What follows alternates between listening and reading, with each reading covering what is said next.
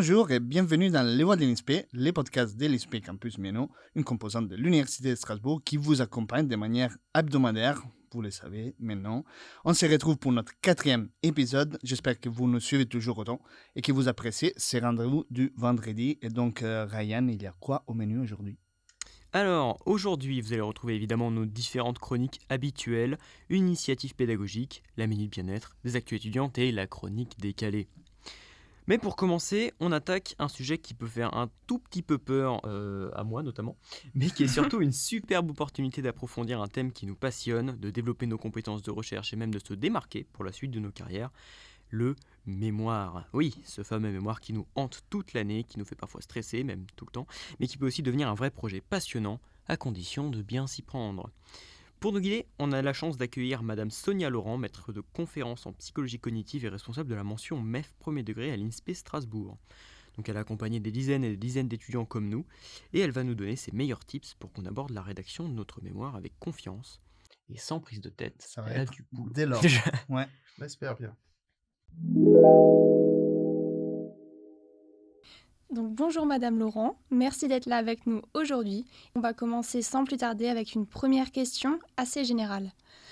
Pouvez-vous vous présenter brièvement et nous expliquer en quoi consiste votre rôle dans l'accompagnement des enseignants ou des étudiants pour la rédaction du mémoire à l'INSPE de Strasbourg? Donc bonjour, merci de m'avoir invitée. Alors en fait, j'interviens en tant que responsable de l'UE Master, plus particulièrement dans le Master MEF premier degré à l'INSPE. Je suis également responsable de la mention et voilà, par rapport au mémoire, en fait, mon rôle est assez simple, c'est-à-dire qu'il consiste à accompagner les enseignants et les étudiants dans l'initiation à la recherche. Donc c'est-à-dire qu'en fait, c'est quelque chose qui est au cœur de la formation du Master MEF. Plus précisément, on a plusieurs rôles, c'est-à-dire le premier, c'est peut-être encadrant davantage les attendus du mémoire. Alors, ça veut dire qu'en fait, le mémoire, c'est pas un rapport de stage, c'est pas non plus un récit d'expérience. Et donc, on essaie d'accompagner les étudiants à comprendre que c'est bien quelque chose qui est structuré, un travail scientifique structuré, qui suppose bien sûr de formuler une question précise, et qui permet aussi d'ancrer sa réflexion davantage sur des supports qui sont scientifiquement reconnus. Ok, je comprends. Voilà. On a également un autre niveau où j'interviens, ça va être plutôt cette fois-ci plutôt en formant aux étapes de la recherche, c'est-à-dire que je vais former aussi les enseignants et les étudiants, quelles sont les étapes qui sont attendues, etc. Donc, c'est-à-dire qu'en fait, on va reprendre et cadrer un peu tous ces éléments-là. Donc, ça peut passer par tout simplement une conférence avec les étudiants, mais aussi par une formation continue avec les enseignants. Et puis surtout, on travaille tous ensemble autour d'un guide pour la recherche, de façon à ce qu'on ait tous un discours commun. J'ai également une autre fonction, c'est-à-dire que je vais suivre les enseignants qui sont peut-être nouveaux dans la formation et qui ont besoin d'un accompagnement plus spécifique sur ce qui est attendu. Et donc là, je peux être assesseur et accompagner tout au long de l'année, en fait, ces collègues. D'accord, et donc quels sont selon vous les critères incontournables pour réussir son mémoire à l'INSPE, donc quelle que soit la formation?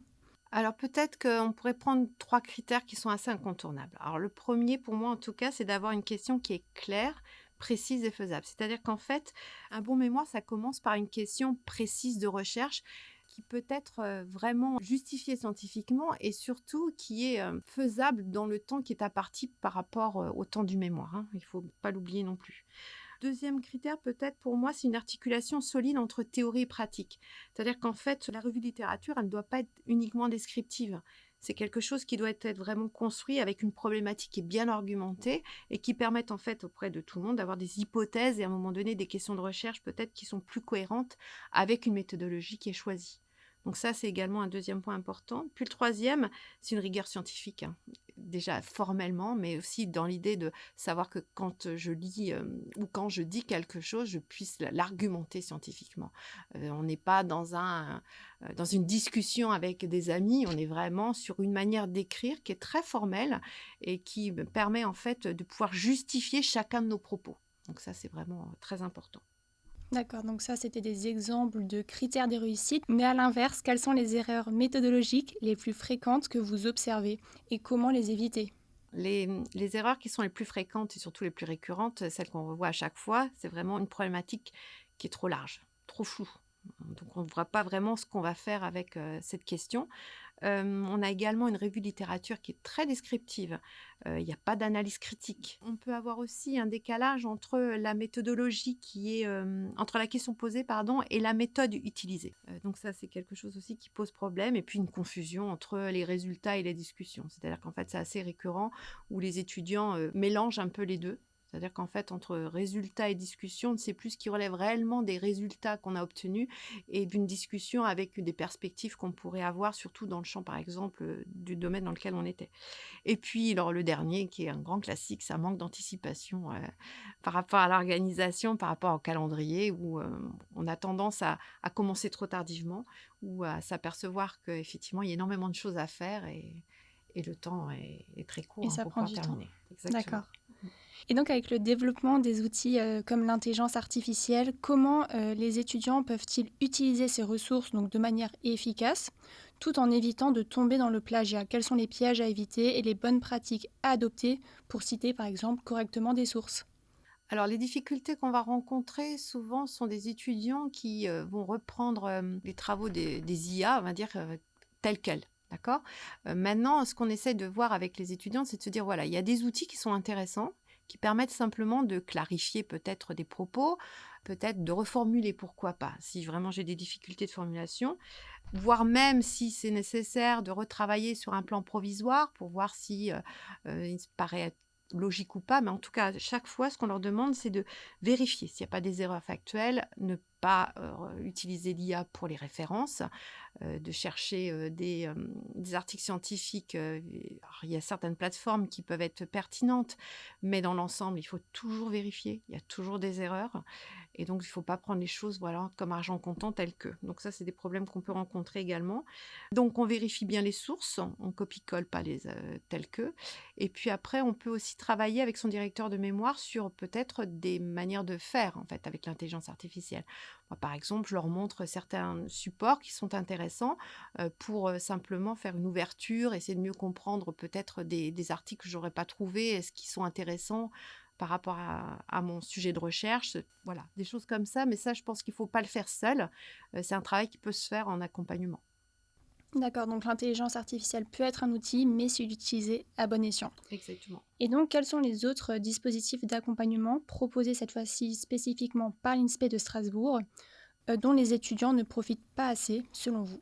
Peut-être qu'ils oublient de travailler en équipe. C'est-à-dire que moi, je privilégie énormément les séminaires de recherche et je demande aux collègues s'ils peuvent les mettre en place de façon à ce qu'on puisse discuter tous autour d'une question de recherche. C'est-à-dire que ce n'est pas un travail seul. C'est ça qu'il faut aussi comprendre. C'est que la recherche, on ne travaille jamais seul. On doit vraiment discuter tous ensemble sur notre question de recherche. Pourquoi je pense ces choses comme ça? Pourquoi est-ce que toi, tu peux m'apporter quelque chose? Et ça, c'est des choses qui manquent. C'est-à-dire qu'en fait, les étudiants ont tendance à vouloir travailler trop souvent seuls dans leur coin et n'utilisent pas ces moments de séminaire. Quand les directeurs leur proposent, souvent ils disent non, je peux pas, ou je vais me mettre à distance, c'est plus facile pour moi. Et ça, c'est quelque chose ils ont tort en fait. Ils devraient vraiment l'utiliser. Profiter aussi des rendez-vous réguliers avec leur directeur de mémoire aussi. C'est-à-dire qu'en fait, ces rendez-vous, ils sont nécessaires aux étudiants pour calibrer un petit peu les choses, pour aussi entendre d'autres manières de penser et puis de pouvoir voir un petit peu comment réguler aussi son travail, comment est-ce que j'avance et puis aussi de prendre ce temps-là pour expliquer peut-être les difficultés que je rencontre. J'ai des difficultés dans l'écriture, j'ai des difficultés à comprendre qu'est-ce qui est de l'ordre du plagiat ou pas du plagiat, j'ai quelques difficultés à comprendre qu'est-ce qui est innovant dans ce que je suis en train de faire. Donc ça aussi, ces rendez-vous individuels, ils ont tendance à attendre trop souvent que c'est les directeurs qui les contactent et eux prennent pas suffisamment, on va dire, et n'anticipent pas suffisamment pour faire des rendez-vous réguliers, non pas uniquement sur un écrit, mais aussi prendre un temps de réflexion autour de ça. Ils n'utilisent pas suffisamment non plus les grilles qu'on met dans le guide du mémoire et ces grilles, elles permettent en fait de savoir quels sont les attendus. Il faut savoir qu'en fait, chacun, par exemple en tant que formateur, on a plein de directions de mémoire dans plein de composantes différentes. Les cadres ne sont pas les mêmes et parfois on oublie un petit peu ce qui est attendu chez les uns, chez les autres, même les dates. Ce qui fait qu'en fait, les étudiants doivent être garants aussi de son travail, de savoir ce qu'il doit rendre, à quel moment il doit le rendre. Donc ça veut dire qu'en fait, ces grilles, elles lui permettent aussi de savoir quels sont les attendus. Pas qu'il y ait de surprise après, parce que voilà, effectivement, c'était ça qui était attendu et c'est pas ce que j'ai fait. Voilà. Parce que mon directeur m'a demandé autre chose. On peut discuter avec son directeur, mais je suis étonnée que vous me demandiez ça, alors que d'après la grille, c'est ça qui est attendu. Comme ça permet de régler un petit peu les choses. Et puis, il y a pas mal de ressources aussi méthodologiques qui sont présentes à différents niveaux. Donc, à eux aussi d'utiliser toutes ces ressources-là et de ne pas s'intéresser à ces documents, à ces ressources à la dernière minute. D'accord, donc ça c'était pour tout ce qui est partie rédaction, recherche. Mais après, il y a également la soutenance qui arrive et c'est souvent une source de stress pour les étudiants. Est-ce qu'il existe des astuces? Est-ce que vous avez des conseils à donner aux étudiants pour, par exemple, gérer leur track le jour J? Alors, des astuces, on aimerait bien en avoir plein, chacun. On a tous, on a tous ces problèmes-là du trac. Maintenant, peut-être leur dire qu'il faut, alors travailler bien sûr en amont, c'est-à-dire qu'il faut aussi s'entraîner à voix haute, se chronométrer par avance, et puis avoir surtout une idée d'un fil conducteur. Quelle est l'histoire que je veux raconter? C'est surtout ça. Et par rapport à cette histoire, je déroule en fait tout un scénario. Et lorsque c'est ma propre histoire, c'est plus facile aussi de la raconter que quand c'est quelqu'un d'autre qui me la construit, hein, et qui peut-être aussi, par certains, on utilise aussi l'intelligence artificielle dans ce cas-là. Et là, c'est pas tout à fait clair. C'est-à-dire qu'on s'aperçoit qu'en fait, c'est pas incarné par la personne. Donc nous, ce qu'on veut vraiment, c'est que l'étudiant puisse montrer l'originalité de son travail et puisse montrer aussi comment est-ce que sa réflexion a évolué par rapport justement aux connaissances qu'il a vues, etc. Et puis aussi de bien montrer quelles sont les limites et terminer par proposer des perspectives de recherche aussi, par exemple. Voilà, on ne va pas redire ce qu'on a déjà écrit dans le mémoire, mais on va reprendre les éléments très essentiels. Quelle est cette histoire que je vais vous raconter dans mon mémoire? Et voilà ce que je peux vous dire là-dessus. D'accord. Et pour finir, une ultime question, auriez-vous un conseil pour les étudiants qui se sentent parfois submergés dans la rédaction de leur mémoire? Peut-être leur dire que le mémoire, enfin, la rédaction d'un mémoire, c'est pas un sprint, hein, c'est plutôt un marathon. D'accord? Donc, il faut commencer très tôt. Il faut écrire, même si c'est imparfait, c'est pas un problème. Et justement, c'est cette réécriture qui est importante. Et peut-être de dire, voilà, il faut commencer très tôt à écrire, très tôt à envoyer en fait tous ces écrits, de façon à ce qu'on puisse revenir régulièrement sur cet écrit. Il est jamais bon, mais nous non plus, on écrit en, je sais pas combien de fois un article scientifique. Et aussi, le fait d'écrire, ça permet de clarifier aussi sa pensée. Chacun, on peut co-construire avec, en tout cas en tant que responsable du mémoire, directeur de mémoire et puis l'étudiant, on va coécrire ensemble et raconter peut-être une nouvelle histoire au fur et à mesure des lectures qu'on va faire. Donc cette écriture, il faut que ça soit fait vraiment très très vite. Et puis après, il faut pas attendre d'avoir compris les choses parce que ça c'est une illusion. C'est souvent ce que disent les étudiants. Quand j'aurai compris, je vais pouvoir commencer à écrire. Ben non, parce qu'en fait, on ne comprend qu'en écrivant et on comprend à un moment donné quelque chose qui ne sera pas le même après. Et c'est vrai que même quand on va arriver au moment de la soutenance, eh bien souvent, les étudiants sont un peu déçus de « Ah là là, maintenant je comprends mieux les choses, j'aurais pu l'écrire différemment. » Même, c'est ça aussi. C'est un écrit, il est fait pour évoluer. C'est un processus dynamique et puis on le stoppe à un moment T. C'est jamais fini. Et c'est pour ça qu'en fait, ce mémoire, il peut être repris par qui que ce soit et on peut continuer. C'est ça aussi la dynamique de la recherche. D'accord. Merci beaucoup, Madame Laurent, pour tous ces conseils et pour le temps que vous nous avez accordé. Je suis sûre que tous ces conseils seront très précieux et vont servir aux auditeurs qui essayeront, on l'espère, de les appliquer au mieux. Et ils sont à présent bien conseillés grâce à vous. Merci. On remercie encore Madame Laurent pour ses précieux conseils. Mais passons maintenant à notre chronique initiative pédagogique. C'est toujours notre Émilie. Donc Émilie, qu'est-ce qu'on va présenter aujourd'hui? Alors aujourd'hui, on va parler d'une journée en Allemagne réalisée par certains étudiants avec leur groupe de langue. Certains ont peut-être expérimenté cette manière d'apprendre l'allemand. Et sinon, pour d'autres, vous allez le découvrir. Ça, c'est très intéressant. Alors, cette modalité d'apprentissage est proposée chaque année par M. Winkel et Mme Durand, donc tous les deux enseignants d'allemand à l'INSPE. Et ils proposent ainsi aux élèves de Master MEF premier degré de partir une journée à Fribourg. Fribourg en Allemagne, pas en Suisse. C'est important de préciser. Au-delà du côté sympa et touristique de cette journée, des paysans dans la jolie petite ville allemande, cette démarche vise de véritables enjeux pédagogiques. Les objectifs de cette journée sont triples, culturels, linguistiques et pédagogiques. Pas gastronomique? Eh ben non. C'est décevant. Malheureusement, on peut l'ajouter au programme. En effet, cette journée à Fribourg est intégrée dans un projet global que les étudiants préparent pendant l'ensemble du semestre. Dès septembre, une mission leur est confiée. Faire découvrir aux autres étudiants de leur groupe un aspect, une facette de la ville de Fribourg. Et du coup, qu'est-ce qu'ils doivent faire exactement? Et donc, avant de partir en Allemagne, ils commencent déjà à préparer leur projet. Ils doivent choisir une thématique sur laquelle ils vont enquêter pendant toute leur journée en Allemagne. Ils élaborent ensuite, avant la sortie, un questionnaire qu'ils utiliseront pendant leurs échanges avec les personnes rencontrées sur place. Puis, ils sont aussi amenés à envoyer des mails ou à téléphoner à des structures locales, telles que des écoles, des offices de tourisme ou des bibliothèques, pour convenir d'une rencontre. Ensuite, le jour de la sortie, les étudiants mettent en pratique leurs compétences langagières en allant aborder des Allemands, en communiquant de manière plus ou moins laborieuse avec eux. Et ils appuient leurs propos avec par exemple des photos, des interviews, des prospectus trouvés dans les infrastructures. Ok, je vois. Et ensuite, qu'est-ce qu'ils font de tous ces documents ? Et ça leur servira le jour de la présentation en classe. Parce que oui, après cette journée, les étudiants résument, traitent, organisent toutes les données récoltées pour répondre aux questions autour de leur thématique et présenter leurs conclusions à la classe. Mais cette journée à Fribourg est une initiative pédagogique qui va au-delà d'un exposé, s'appuyant sur une sortie dans un pays étranger. En effet, elle s'intègre dans ce qu'on appelle une démarche actionnelle. Une quoi ? Et oui, une démarche actionnelle. Alors, qu'est-ce qui se cache derrière ce nom barbare ? En fait, la démarche actionnelle permet de mettre en pratique des connaissances et des compétences à travers une tâche concrète, qui a du sens pour les apprenants. On ne pratique pas juste une langue car l'enseignant nous demande de parler, mais car on a vraiment besoin de réaliser un projet. Ici, présenter à la classe la ville de Fribourg. En bref, les apprenants s'organisent entre eux, s'accordent sur leur projet et viabilisent leurs compétences linguistiques, sociales, culturelles et pragmatiques directement sur le terrain. C'est vrai que ça a l'air d'être une bonne méthode et vraiment complète à 360 degrés. Et oui, Ja, das ist sehr schön. voilà, vous êtes prêts. Et donc ainsi, cette traditionnelle journée à Fribourg est une initiative pédagogique qui sort de l'apprentissage classique, qui engage les étudiants dans leur pratique de l'allemand et qui leur permet de rentrer avec de beaux souvenirs et en étant fiers d'avoir osé mettre en pratique leur allemand. Vous pouvez retrouver une vidéo qui retrace le projet en images dans la playlist C'est la classe de cette chaîne YouTube. Eh bien, dankeschön, Émilie. De Passons rien. maintenant du coup à notre chronique sur les actus et les événements étudiants. Qu'est-ce qui se passe à l'INSPE cette semaine, mon cher Bruno ? Alors, cette semaine, on va aborder un sujet essentiel parce que oui, nous sommes en mars et dimanche dernier, le 8 mars, c'était quoi ? Mon anniversaire. Non, je rigole. Non, la journée internationale des droits de la femme. Et oui, pour célébrer ce mois dédié aux femmes, la Bibliothèque éducation et enseignement de l'INSPE Campus Meno propose une exposition fascinante sur 14 portraits de femmes pédagogues qui ont marqué l'histoire comme Maria Montessori, Mata Mata et bien d'autres. Une occasion unique de découvrir leur héritage et leur impact sur l'éducation. Alors, si vous passez sur le campus de la Meno, n'hésitez pas. L'expo est visible jusqu'au 31 mars.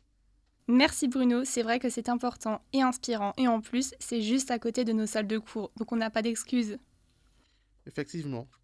On enchaîne avec une deuxième actu aujourd'hui qui concerne le concours Ma thèse en 180 secondes, qui revient pour une nouvelle édition cette année. Le concours est une action nationale portée par le CNRS et France Université et qui est coordonnée en région par les universités locales. Alors attends, déjà, moi je fais un mémoire et après on verra pour la thèse, ok ? Effectivement. Le principe, c'est qu'une dizaine de jeunes chercheuses et chercheurs des universités de Strasbourg et de Haute-Alsace se lancent le défi de présenter leur sujet de recherche en 3 minutes top chrono, face à une caméra et surtout à un public. La demi-finale s'est déroulée la semaine dernière et cette année, 2 doctorantes de l'INSPE rattachées au LISEC ont participé, Delphine Buguin et Nathalie Dugeton. Delphine Buguin a présenté sa thèse, le soutien au comportement positif comme levier pour améliorer le climat scolaire, tandis que Nathalie Dugeton a présenté sa thèse qui porte sur une démarche d'enquête conjointe entre maîtres d'accueil temporaire et étudiants, pour tirer la relation tutorale afin de révéler la part invisible du métier d'enseignant. Rien que ça. C'est cool. À l'issue de cette demi-finale, seulement 12 candidats ont été sélectionnés pour participer à la finale alsacienne. Et nous sommes ravis de vous annoncer que Nathalie Dugeton a été sélectionnée pour cette finale. Félicitations à elle. Ah, super. Bravo. Bravo à nos doctorantes. Delphine n'a pas démérité. Elle nous a d'ailleurs témoigné d'être ravie de l'expérience qui a été très enrichissante et qui lui a surtout apporté une excellente formation en termes de vulgarisation de sa thèse. Félicitations à elle et à tous les candidats. Bravo à tous. La finale Alsace aura lieu le jeudi 19 mars à 14h30 et leur permettra de sélectionner les 3 candidats qui participeront à la finale Grand Est qui aura lieu le jeudi 9 avril au Planétarium de Strasbourg. Les 2 finales sont des événements ouverts au public sur billetterie et ils sont retransmis en direct sur la chaîne YouTube du Jardin des Sciences. N'hésitez pas à les suivre et soutenir les participants. Merci Bruno pour tous ces événements et donc à ne pas manquer. On espère que vous les avez inscrits dans votre agenda. Mais c'est vrai que j'aurais bien besoin de me détendre un peu avec la Minute Bien-être. Simonet, de quoi vas-tu nous parler cette semaine ? Je crois qu'elle va pas être très détendante, cette minute bien-être.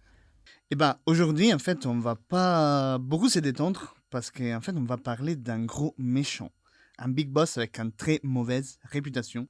C'est un peu l'ennemi juré de tout le monde. Et en particulier des étudiants et surtout en période d'examen, je suis bien en train de parler du stress. Oh là là, Oh là là. ok. En fait, on les fuit, on les critique et on voudrait l'éliminer de base. Mais ce que peu de gens savent, c'est que le stress est aussi l'une des raisons pour lesquelles vous êtes capable de réussir et de survivre aussi, accessoirement. Oui, parce que justement, le stress, ce n'est pas un bug du système, comme on peut le penser, mais c'est un programme de survie. Ah bon ? Mais comment ça fonctionne alors ? Parce que là, j'avoue que je suis un peu sceptique. Alors, allons-y doucement. En fait, tout commence toujours dans votre cerveau, dans une petite structure appelée l'amygdale. Peu importe si vous retenez ou non ces noms, on n'est pas dans un cours de neuroanatomie, mais il est important de comprendre en fait son rôle, que c'est de scanner en permanence votre environnement à la recherche d'un danger. Donc, on fait souvent l'exemple du tigre qui veut vous attaquer et qui active le mécanisme de lutter ou fuir. Mais la vérité, c'est qu'au campus de la Méno, cela est hautement improbable. On ne voit pas trop des tigres se balader dans les Pire, des fois, il y a des supporters. En général, dans le monde moderne occidental, on ne risque pas de se faire attaquer par des prédateurs dangereux. Toutefois, ce mécanisme s'est installé dans nos cerveaux au cours de l'évolution pendant des dizaines de milliers d'années. Et donc, il est encore bien présent. Il va falloir beaucoup d'années pour le perdre. Si autrefois, donc, c'était les prédateurs et les conditions climatiques défavorables qui activaient ces signaux de danger, aujourd'hui, pour nous étudiants en particulier, les dangers sont représentés par un examen, un oral, une deadline. Et alors là, l'amygdale appuie sur les boutons alarme.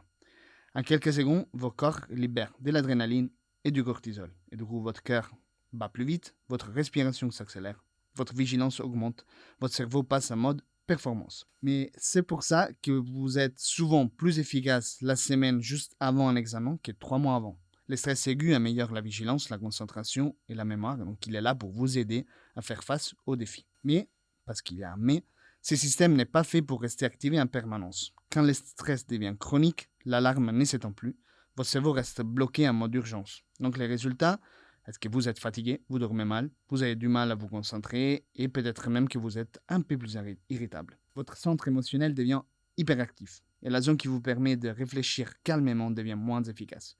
De plus, une alarme qui sonne tous les temps perd sa fonction. On s'y habitue et on se rend plus compte si quelque chose est un vrai danger ou pas. Autrement dit, un stress modéré vous rend plus performant, trop de stress vous rend moins efficace. La solution n'est donc pas d'éliminer le stress, la solution c'est de lui permettre de redescendre et de l'activer seulement quand il faut. Ouais, mais alors comment est-ce qu'on fait ? Pour ça, il y a des outils simples, dormir suffisamment, bouger, faire des pauses et respirer. Et à ce propos, je vous spoil qu'on parlera d'un outil puissant la semaine prochaine. Avant de terminer, on a cité 2 acteurs importants tout à l'heure. Donc je vais vous dire 2 mots à propos de ça. Les premiers, l'adrénaline, vous l'associez probablement à un saut en parachute ou un tour sur les Silvestar à Europa Park. Pourtant, elle sert à énormément de choses dans notre organisme. On en a qui circulent dans notre corps avant un examen, mais aussi quand on fait du sport, quand on se dispute, bref, quand on est dans un état actif et attentif. Et le deuxième, c'est le cortisol, donc une molécule sur laquelle circulent beaucoup de rumeurs négatives. Il est devenu vraiment le bad guy, et quelque chose à fuir, à éviter, mais cela est loin d'être la vérité. En fait, le cortisol, c'est quelque chose de vital pour nous. C'est littéralement ce qui nous fait ouvrir les yeux les matins, ce qui permet de transformer ce qu'on mange en énergie et aussi qui nous fait regarder à droite et à gauche quand on traverse la route. Et ça, c'est bien des choses qu'on veut garder, non ? Donc, je vais juste vous dire, pour conclure, que le cortisol n'est pas mauvais en soi. Ce qui est mauvais, c'est d'avoir des niveaux trop élevés tous les temps ou d'avoir des pics pas au bon moment de la journée. Si vous devez retenir un seul message de la chronique d'aujourd'hui, c'est que le stress n'est pas votre ennemi. Il peut être un allié qui a juste besoin de savoir quand s'arrêter et surtout tant qu'il reste modéré. Merci beaucoup Simonet, c'est hyper intéressant comme d'habitude. Et comme d'hab, vous avez les articles des bibliographies en description pour aller plus loin si vous le souhaitez. Et c'était Simonet pour la Minute Bien-être. Merci de votre écoute et je passe maintenant la balle à Ryan pour sa chronique décalée. Aujourd'hui, on va parler des travaux de groupe. Alors, on en pense quoi autour de la table? Favorable, défavorable? Ouais, bof. Ça dépend un peu avec qui t'es. Hein. Effectivement. Alors moi, personnellement, j'aime bien ça. J'ai toujours l'impression que les membres de mon groupe me permettent d'accomplir plus que ce que j'aurais pu faire moi-même, et c'est toujours hyper valorisant pour moi. Plus qu'un simple sentiment d'appartenance, ça me donne vraiment l'impression d'avoir coopéré pour réaliser quelque chose. Mais parfois, ça vous est peut-être déjà arrivé aussi, d'être une horrible personne comme moi, le sujet m'intéresse pas trop, et donc je me sers du travail de groupe pour en faire un petit peu moins que les autres. Je sais, c'est pas bien, mais je parie que vous l'avez fait aussi, au moins une fois, donc jugez doucement, d'accord? On juge un peu, mais c'est ok. C'est ouais. comme ça. Le problème principal avec les travaux de groupe, c'est que c'est toujours pareil. Il y a un ou des meneurs qui prennent les décisions, des suiveurs, et au moins un glandeur comme moi. Parfois d'ailleurs, c'est toujours la même personne qui glande, vous avez remarqué. Il laisse pas sa place aux autres, et ça, c'est pas gentil. Bref, les travaux de groupe, ça installe une espèce de hiérarchie qui n'est pas voulue à la base par l'enseignant. La preuve, souvent, c'est une note partagée par tous les étudiants sans prise en compte du travail de chacun, seulement du résultat. Et ça peut créer des tensions dans le groupe, soit parce que celui qui fait rien est valorisé de la même façon que les autres, soit parce que les leaders ont tendance à vouloir tout contrôler sans écouter personne, etc. etc. Je parle, évidemment, d'expérience. Toute référence à personne réelle est totalement... Totalement fortuite. Fortuite. Alors qu'est-ce qu'on fait? On décrète que les travaux de groupe c'est pédagogiquement nul et on les enlève? Non, parce que c'est important dans une formation d'apprendre à travailler en équipe. Mais, il est peut-être là le problème. Vous avez déjà eu des cours de méthodologie de travaux de groupe? Non. Non. Alors que pourtant, c'est hyper important. Aujourd'hui donc, cours de rattrapage du professeur Ryan, on va essayer de cadrer le travail de groupe pour que ça se passe mieux. Vas-y, on a hâte de t'écouter. Bon, déjà une bonne idée, c'est de donner des rôles. Pas chef, sous-chef, secrétaire, stagiaire, non. Des rôles par rapport à la tâche que la personne préfère et sait le mieux faire. Ça permet de réduire les risques qu'un des membres se lasse de ce qu'on lui a dit de faire sans lui demander et de rentrer dans la case des feignasses. En plus, ça évite d'avoir un leader puisque tout le monde met la main à la pâte, en théorie. Ouais, enfin en théorie. Hein. Mon deuxième conseil, c'est d'essayer de discuter avec votre enseignant pour individualiser au maximum les notes. Peut-être pas 100% individuel, mais un truc comme 50-50, ça peut à la fois valoriser le collectif et l'individuel tout en poussant le spécialiste de la ronflette à se bouger le train un petit peu. Effectivement. Ça serait très innovant. Enfin, il faut imiter le monde professionnel et apprendre à structurer un travail de groupe. Bon là tout de suite, moi j'ai pas les clés, mais un enseignant, lui, il les a. Alors c'est à vous que je parle, les profs. Les yeux dans les oreilles. Sachez que nous sommes très ouverts à l'idée d'avoir des cours de travail collectif. Si vous ne le faites pas déjà, apprenez-nous à construire des plannings, aidez-nous à communiquer, donnez-nous tous vos conseils pour favoriser la coopération. Parce que contrairement à ce qu'on pourrait croire, ce n'est absolument pas inné pour tout le monde. Mais par contre, c'est nécessaire pour que la production finale soit cool, mais également que chaque membre du groupe ait appris. Bouteille à la mer lancée. Merci beaucoup Ryan, encore une chronique décalée, rondement menée.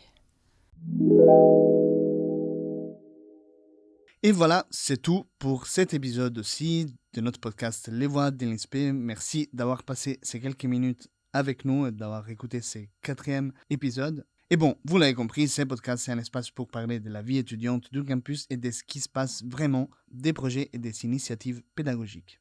Si cet épisode t'a plu, n'hésite pas à t'abonner à la chaîne L'Atelier de l'INSP avec un arrobase, sur YouTube, à la chaîne Pod et à nos réseaux sociaux Instagram, Facebook et LinkedIn pour ne pas rater les prochains épisodes. Tous les liens sont dans la description. Et surtout, évidemment, ce podcast est aussi le tien. Si tu as une idée de sujet, un projet à présenter, une initiative à partager, juste envie de prendre le micro avec nous, contacte-nous. On se retrouve très bientôt dans les voies de l'INSP. À bientôt. Au revoir. Ciao. À la prochaine!